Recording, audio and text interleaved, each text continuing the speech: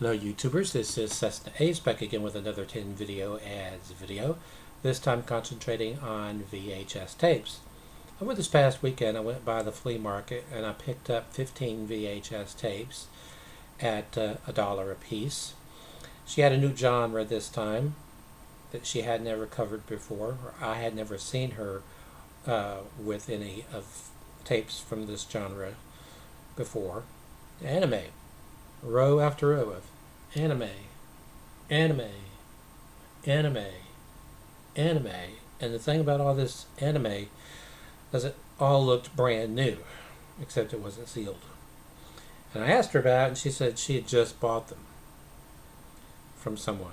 And so I did pick up a number of anime tapes, but I'm not going to show them all in this video.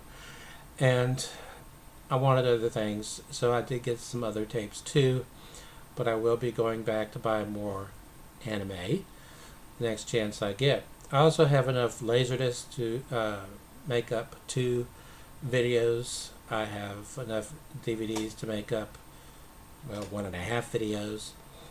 I have ordered a number of VCDs from Yes Asia, from Hong Kong, so I haven't ordered any VCDs in quite some time, so I decided to break down and buy some more because I recently watched The Revenge of Angel with Moon Lee on VCD, and it reminded me how good a pre-recorded, professionally done VCD can look. I've got it a little over 150 so far, but I'm ordering more.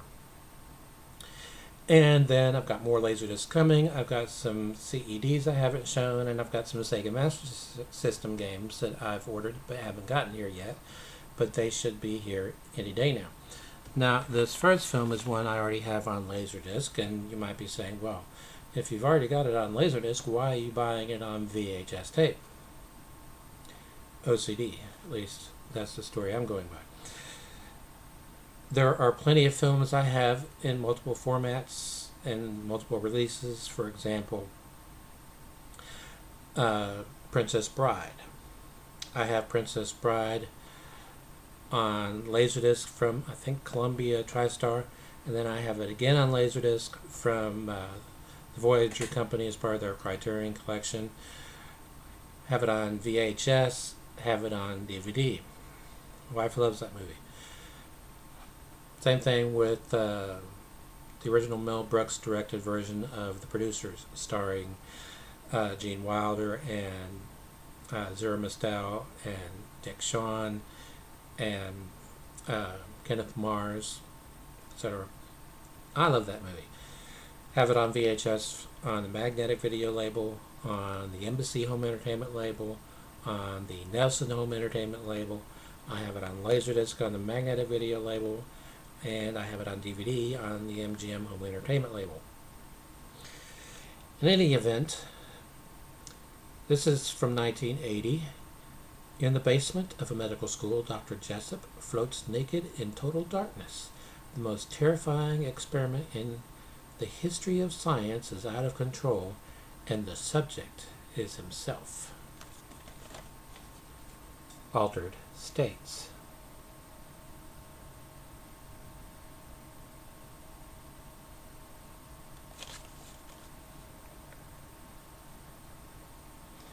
Now, I don't know if they meant to keep with the theme of the artwork on the cover of him being upside down, or whether it was simply how it worked out.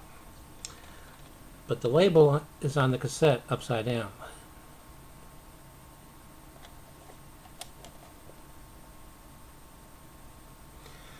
Now, I have a lot of VHS tapes with white hubs. I have a few with black hubs. I have never before run across any VHS tapes with yellow hubs. Now, I guess I could say they might have started off white and have yellowed over time, but I don't think so because I have a lot of VHS tapes that are older than this one that have not yellowed. This says package design and summary, copyright 1987, Warner Home Video. So that's probably when this came out. I have VHS tapes with white hubs from 77, and they haven't yellowed. So might be that Warner Brothers went to a cheaper manufacturer, but I doubt it, as it has WHV embossed on the side of the cassette shell. You might say, well, that's Warner Home Video, but it might be that they manufactured it. I have multiple copies of the same tape. For example, the Woody Allen film Celebrity says it's one of the brands for Disney. Touchstone or whatever. Anyway, the abbreviation is for that, but then there is another one which is the abbreviation for Buena Vista, which I know is the distributorship arm of Disney, but still, why one would have Buena Vista's lettering on the side and one Touchstone or Hollywood Pictures or whatever it was, I don't know. Okay, this is an animated film from Disney from 1985, and it's kind of surprising that I never saw it back in the day, because back then I was going to the movies quite a bit, 2-3 times a week generally. A, I was still single. B, ticket prices weren't nearly as high as they are now. And C, I frequented second run theaters, which is where you could get in for $1. Most of the second run theaters that I knew about back then are no longer open now. In fact, one's a bowling alley now. So I can't go to the movies quite as much as I used to, especially as there are 4 of us now. So I could go get a copy of a movie on Blu-ray and DVD and LaserDisc, and probably spend less than taking the whole family to see the movie once in a theater. I think that's one of the things that's hurting the movie industry. Anyway, the Black Cauldron, a clamshell case. I don't recall what it was off the top of my head, but this had a high budget for its time.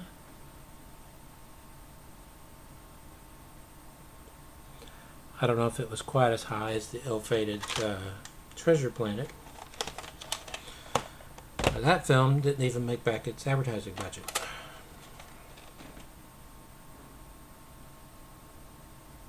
The cassette,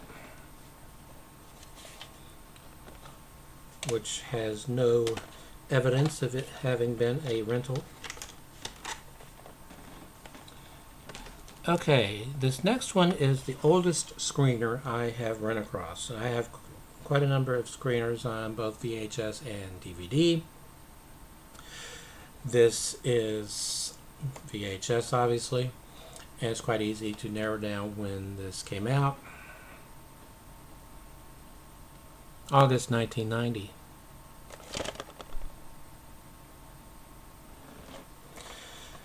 This is a film starring Jamie Lee Curtis, blue steel, and in case you are wondering what the back looks like, or is that the front? Don't know. They both have the exact same artwork, and they both say August 1990 screening cassette. Now, it always surprises me when I find these because theoretically, they were supposed to be either destroyed or sent back to the distributor that sent them out. They weren't supposed to be sold or rented. It says so right on it.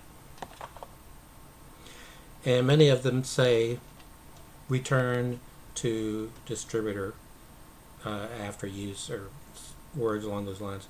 MGM UA Home Video Blue Steel Featurette 606 feature 101.37 TRT, which I assume means total running time. 107.43.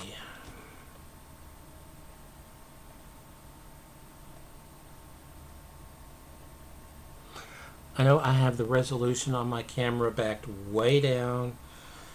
This is because if I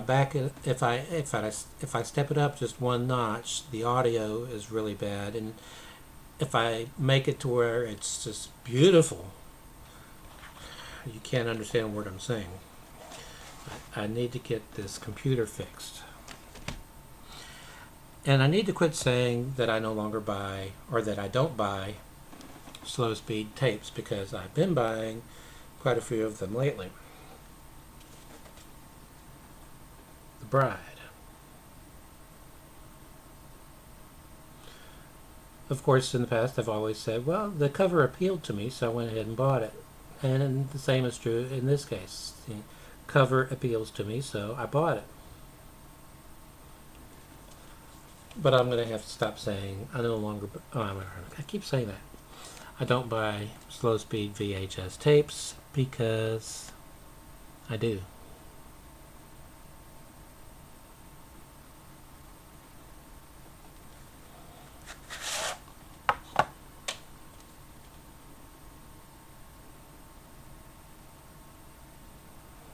And even if they didn't say recorded in LP mode on here, I would know that it's impossible for this to be in SP mode because it has a runtime of 118 minutes and it's recorded on a T160 cassette. At least it has a proper label on it. The earliest Good Times tapes that I have didn't. They had a blank label and you were supposed to write the title of the film on it, and they didn't have... Well, this one doesn't either. If you'll notice, the record tab is still in place. So if I stuck this in a VCR and hit record, it would record over this tape. So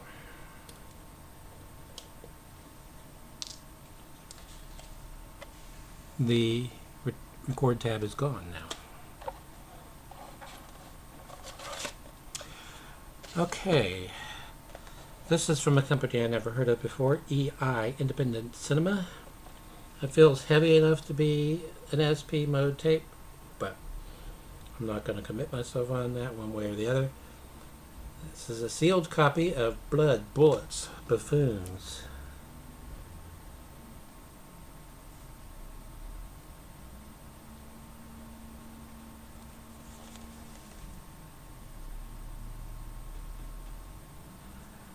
Okay, now getting to some of the anime that I picked up. This series is called El Hazard, The Magnificent World, and it is distributed by, or was distributed by, Pioneer Entertainment, so I assume that Pioneer released this on LaserDisc. These are all English dubbed versions. This is Volume 1, Battlefield of Confusion, and I really like the covers on these tapes.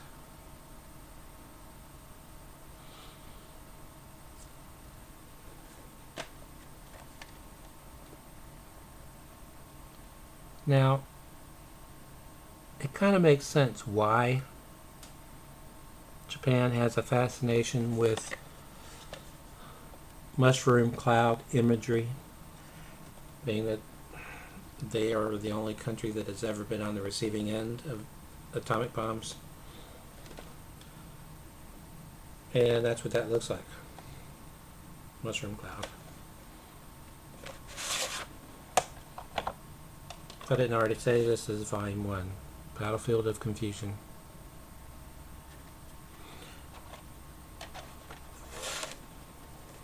Next up we have Volume 2, The World of Beautiful Girls.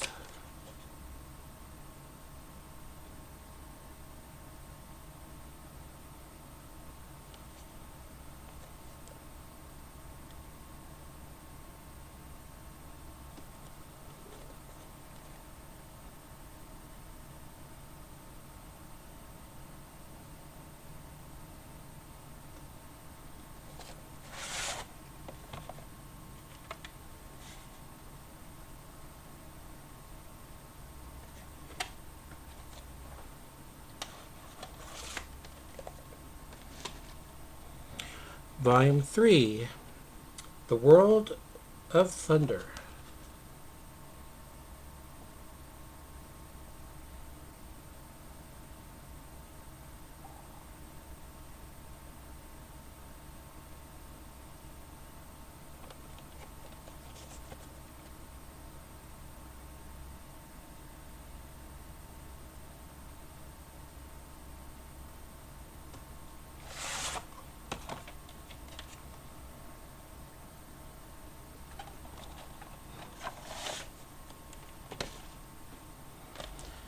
Volume 4, The World of Endless Adventures.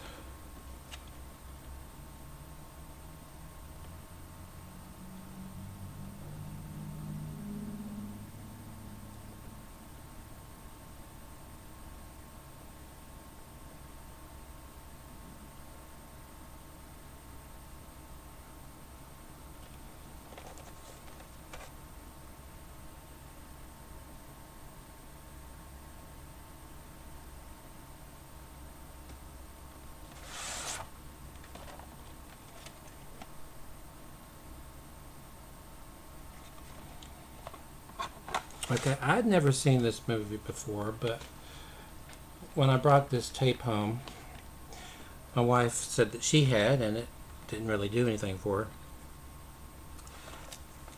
The Indian in the Cupboard.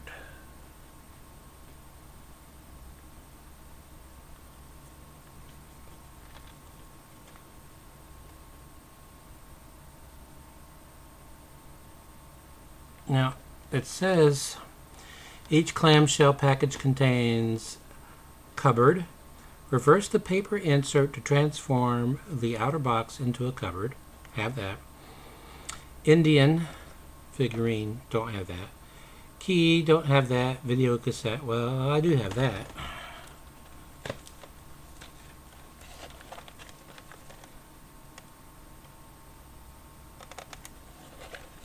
Speaking of these clamshell cases, while most of the companies released family fare this way, Disney, Good Times, UAV, Fox Family Entertainment, and in this case Columbia TriStar Family, it used to be that all Warner Brothers releases came in a clamshell case, and Warner Brothers and Disney were both doing something at one point early in the 80s that really ticked off the owners of rental stores, especially the mom and pops, because they were using a two-tiered system. Well, most of the companies were. But the way they would do it is they would release it at $100, and then once all of the video rental stores got their copies, they would then release it to the general public. Initially, they were quite high too, around $80, but Paramount was, I believe, the first one to go with a sell-through price point of $29.95, and that was for Top Gun. And the reason it was priced so low was it had a minute-long commercial at the beginning of it for Pepsi. But while many of the studios used that style of two-tier pricing, Warner Home Video and Walt Disney Home Video went a different direction. They released a rental version and a sale version at the same time. And the sale version would say for sale only, and the rental version would say for rental only, and the rental version would be twice as much as the sale version. And that ticked off a lot of mom and pops that were renting videos. This, by the way, is not the original copy that I had of this tape. This is a replacement I had to get because the first one was stolen. Hardware Wars and Other Film Farces. I didn't get it necessarily for Hardware Wars. I didn't get it for Bambi Meets Godzilla necessarily, both of which I had already seen. I didn't get it for Porklips Now, which I hadn't seen, but which is brilliant. I had seen a parody on HBO from the same guy that did Porklips Now and Hardware Wars. And I thought it was hilarious. And so when I saw that it was on this tape, I bought it. I'm talking about Closet Cases of the Nerd Kind.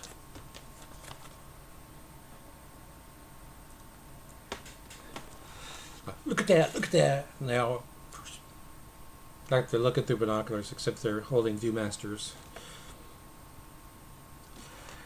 Okay, it appeals to me. Alright. Until next time, stay awesome.